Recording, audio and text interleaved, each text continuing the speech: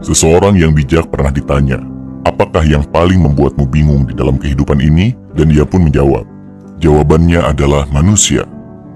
Karena dia mengorbankan kesehatannya hanya demi uang.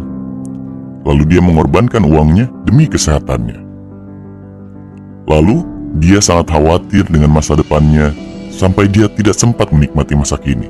Akhirnya, dia tidak hidup di masa depan ataupun di masa sekarang.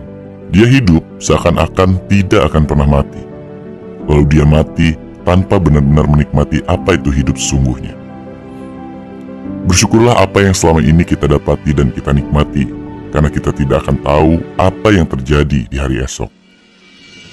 Ketika lahir, dua tangan kita kosong. Ketika meninggal, kedua tangan kita pun kosong. Waktu datang dan waktu pergi, kita tidak akan membawa apapun. Jangan sombong karena kaya dan kedudukan. Jangan minder karena miskin dan hina. Bukankah kita semua hanyalah tamu dan semua milik kita hanyalah pinjaman? Tetaplah rendah hati seberapapun tinggi kedudukan kita. Tetaplah percaya diri seberapapun kekurangan kita. Karena kita hadir tidak membawa apa-apa dan juga kita akan kembali tidak membawa apa-apa. Hanya pahala kebaikan atau dosa kejahatan yang akan kita bawa.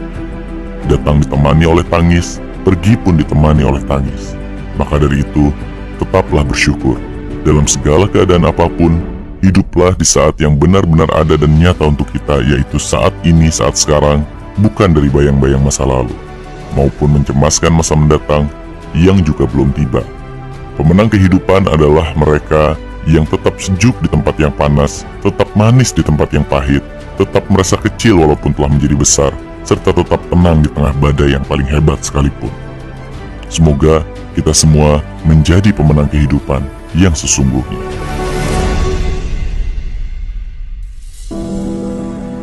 Assalamualaikum warahmatullahi wabarakatuh. Sebelum lanjut videonya, jangan lupa like, share, dan subscribe channel ini agar kawan-kawan bisa mendapatkan notifikasi video terbaru dari channel Kapten Gatot. Jika ada saran dan pertanyaan, bisa komen di kolom di bawah.